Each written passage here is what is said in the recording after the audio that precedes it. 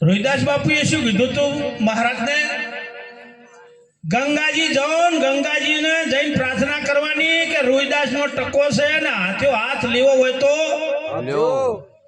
ઘણા વાતની ખબર છે. જુઓ તમને કહું એટલે પેલા પંડિતોને એમ કે અખતરો કરીને આવીને કેવા ચાલે ને કે ટકો તો ના લીધો.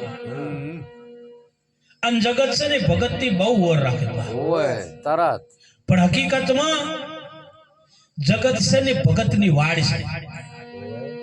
જો આડાવાળા જાતા હોય ને તો તાકે પેલો ભરી જાય ચમ એ વાડ છે ભાઈ. લાભ જ કરે, નુકસાન ના કરે જગત. કારણ કે જગતમાં જગદીશ છે.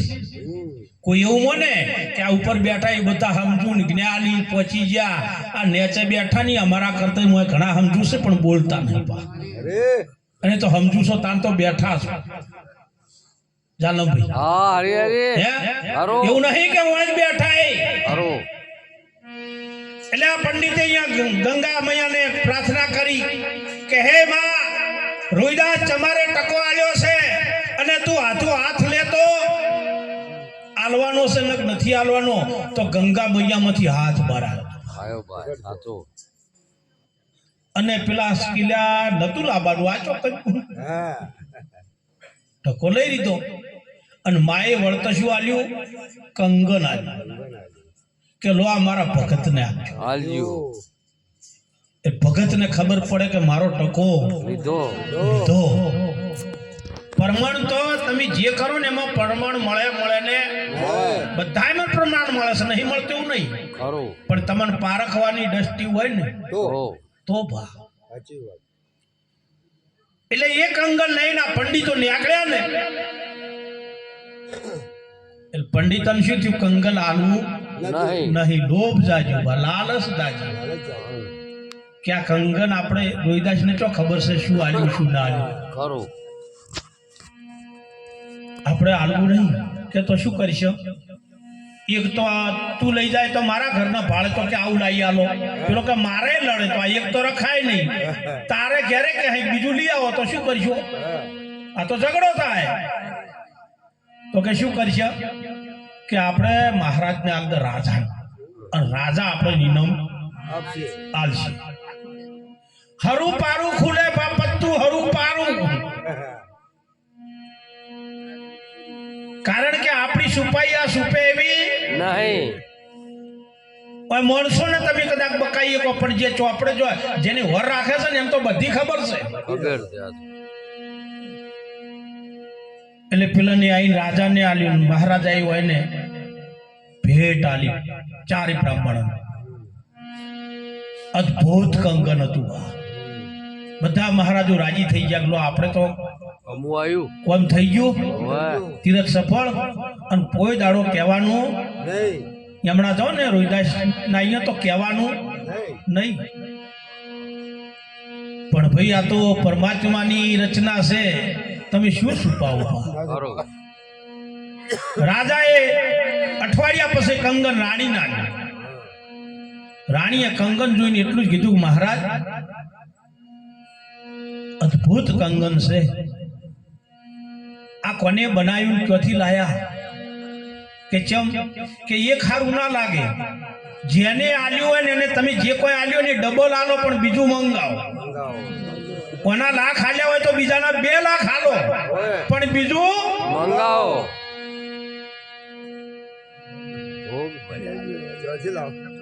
હવે કેવી થઈ ભાઈ?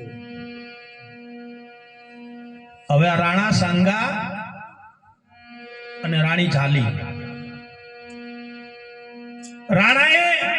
રાજાએ કીધું પંડિતોને બોલાયા. પંડિતોને કે પેલું બીજું કંગન છે ને લાવી આપો. એટલે કે બાપુ બીજું નહીં. એ રાજાને એમ કે હોય ને આલવું નહીં, ભીડ નહીં હોય. રાજા કે ચાર પૂરો કોટડી પણ મારો ના કેટલી ઘણા આવે. સજા મળી કે ના મળી? જેના ભાગ્યનું છે ને એને આલી દેજો, ને કે આલવું તો પડશે અને દંડ આવશે નોખો.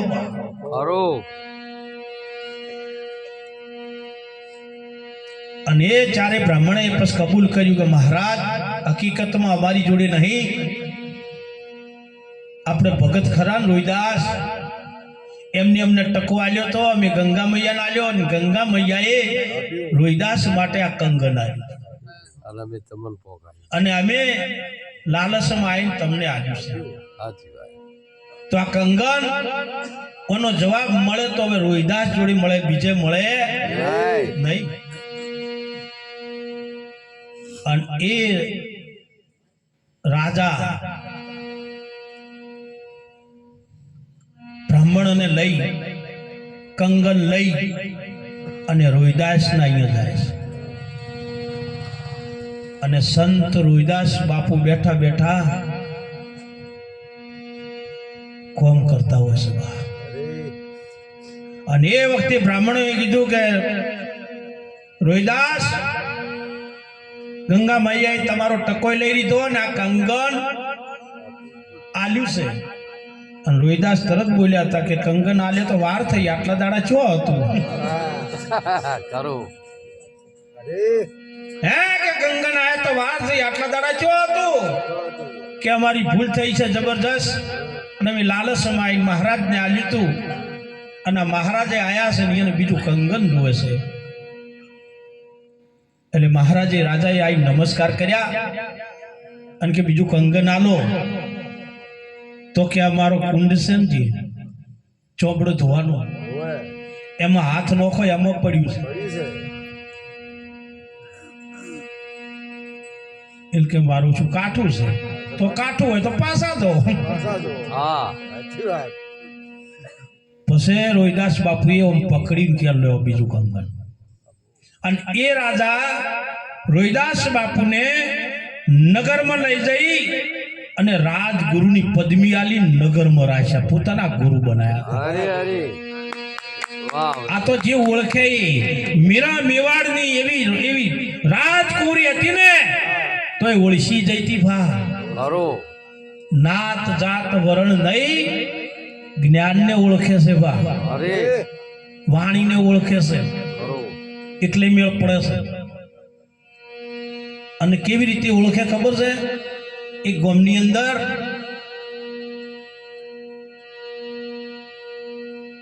ભવૈયા રંબા આયા, જાલમભાઈ ભવૈયા રંબા આયા, રમેશભાઈ વાપરજો ત્યાંથી. એટલે રાજા હોમે બેઠા હતા, એમાં પેલા ભવૈયાએ નાટક ચાલુ કર્યું, સાધુનો વેહ પહેર્યો. સાધુનો વેહ પહેર્યો, રાજા ઉભા થઈને હાથ જોડીને ઉભા રહ્યા. પેલો અંદર જઈ અને બીજો વેહ કે બીજું માંડી એક નાટક ભજવવા દો. એકનો એક બે નાટક ભજવે છે. બીજો વેહ શેનો ભજવ્યો? ઓદરાનો. ઓદરો બનીને આવ્યો. ઓદરો બનીને આવ્યો ને એટલે રાજાએ બેઠા બેઠા કુકરી મારી, પેલો જતો રહ્યો. પછી બીજો ભવૈયો હતો ને એ કે મારે એક જ ભજવવું છે. રાજા કે ભજવો. પછી ગાય થઈને આવ્યો. ગાય થઈને આવ્યો એટલે રાજાએ જઈને ઉપર હાથ ફેર્યો ને એટલે પેલો રહ્યો ને એને રાજાનો હાથ સાટ્યો. રાજાનો હાથ સાટ્યો. પછી અંદર જતો રહ્યો. હતા એના વેહમાં આવ્યા. અને પછી મહારાજે જેની બે નાટક ભજવ્યું હતું ને એને કોઈ ના આલ્યું, અને જેની એક ભજવી હતું ને એને 25 દોમડીઓ દોન આલી. હુના મારો આલી 25. એટલો બે ભજવવા વાળો હતો ને એને પૂછ્યું કે ભાઈ બે ભજવે તો મને કોઈ નહીં, અને એને એક ભજવ્યું તો તમે 25 ગુના મારો. તાર રાજા જવાબ આલે છે, ભળજો. રાજા કહે છે કે તમે બે ભજવે ને પણ ભજવવા માટે જ ભજવ્યા છે બા. હે કે ભજવવા માટે જ કે ચમ કે તમે સાધુ થઈને આયા તો મેં હાથ જોડીને ઉભો રહ્યો ને તો તમારે સાધુ તરીકે આશીર્વાદ આલો. આશીર્વાદ આલો. જે પહેર્યું છે ને એ અંદર ભાવ પ્રગટ થવો જોઈએ. સાધુ થઈને આયા અને મેં તમને હાથ જોડ્યા તો તમે મને આશીર્વાદ ના આલ્યા. અને તમે બીજો એમાં ઓદરું બનીને આયા તો મેં તમને કુકરી મારી, તમે જતા રહ્યા. ઓદરાને કુકરી મારે એટલે ઘેઘાશે કરે ને. આ મારું કર્યું તો કે ના? તો વને ચમ આલ્યા? એ ગાય બનીને આવ્યો અને મેં ગાય ઉપર હાથ ફેર્યો તો ગાય ઉપર હાથ ફેરવો એટલે હાથ સાટે ને તો એને મારો હાથ સાટ્યો. જેવો વેહ પહેર્યો તો ને એવો ભાગ એને ભજવ્યો. એટલે જો જે વેહ લઈને બેઠા છો ને એ અંદરથી ભાવ પ્રગટ થવો જોઈએ. આવો જોઈએ. વાહ.